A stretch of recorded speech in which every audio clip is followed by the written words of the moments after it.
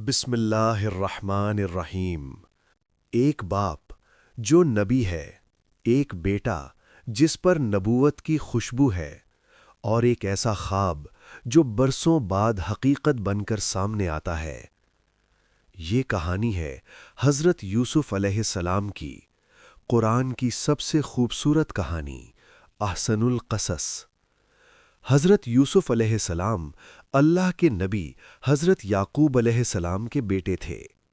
ایک دن بچپن میں حضرت یوسف نے ایک خواب دیکھا۔ انہوں نے ادب سے کہا، ابا جان، میں نے خواب میں دیکھا کہ 11 ستارے، سورج اور چاند مجھے سجدہ کر رہے ہیں۔ حضرت یعقوب علیہ السلام سمجھ گئے، یہ خواب عام نہیں، یہ اللہ کی طرف سے ایک اشارہ ہے۔ فرمایا، بیٹے، یہ خواب اپنے بھائیوں کو نہ بتانا، حسد بہت خطرناک ہوتا ہے۔ لیکن حسد دلوں میں پہلے ہی پل رہا تھا۔ بھائی کہتے تھے، یوسف اور اس کا بھائی ابا کو ہم سے زیادہ پیارے ہیں۔ اور پھر انہوں نے ایک خوفناک فیصلہ کر لیا۔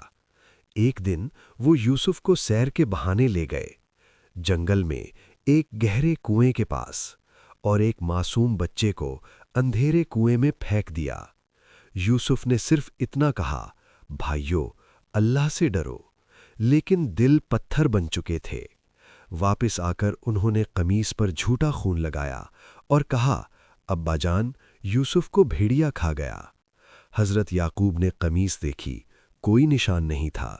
دل ٹوٹ گیا، لیکن زبان سے نکلا، فصبر جمیل، پس صبر ہی بہتر ہے۔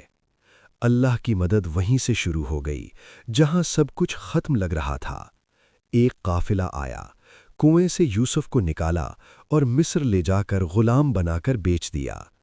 مصر کے عزیز نے کہا، اس لڑکے کو عزت سے رکھنا، شاید یہ ہمیں فائدہ دے۔ وقت گزرا، یوسف جوان ہو گئے۔ اللہ نے انہیں حسن بھی دیا اور کردار بھی، لیکن آزمائش ابھی باقی تھی۔ عزیز مصر کی بیوی گناہ کی دعوت لے کر آئی۔ یوسف نے فوراً کہا، معاذ اللہ، میں اللہ کی پناہ مانگتا ہوں، اور دروازے کی طرف بھاگ گئے۔ سچ کے باوجود الزام لگا اور یوسف قید خانے پہنچا دیے گئے۔ بے گناہ مگر قیدی۔ قید میں بھی یوسف نے اللہ کو نہیں چھوڑا، نماز، دعوت اور اخلاق۔ 2 قیدیوں نے خواب دیکھے، یوسف نے تعبیر بتائی اور وہ سچ ثابت ہوئی۔ کئی سال بعد مصر کے بادشاہ نے خواب دیکھا، کوئی تعبیر نہ بتا سکا۔ تب کہا گیا، قید میں ایک نیک آدمی ہے جو خوابوں کی تعبیر جانتا ہے۔ یوسف نے تعبیر بتائی، 7 سال خوشحالی، پھر 7 سال قحط۔ بادشاہ حیران رہ گیا۔ قیدی کو بلایا گیا۔ یوسف نے کہا، پہلے میری بے گناہی ثابت کرو۔ جب سچ سامنے آیا تو بادشاہ نے کہا، آج سے تم مصر کے وزیر ہو۔ قحط آیا، بھائی مصر پہنچے۔ یوسف نے پہچان لیا، لیکن وہ نہ پہچان سکے۔ آخر کار یوسف نے کہا، میں یوسف ہوں اور یہ میرا بھائی ہے۔ بھائی رونے لگے۔ پھر وہ دن آیا جب حضرت یعقوب مصر پہنچے۔ سب جھک گئے۔ وہی خواب جو بچپن میں دیکھا گیا تھا پورا ہو گیا۔ یوسف نے کہا، یہ سب میرے رب کا فضل ہے۔ سبق: اگر صبر ہو تو کنواں بھی تخت بن جاتا ہے، اگر تقویٰ ہو تو قید بھی عزت بن جاتی ہے۔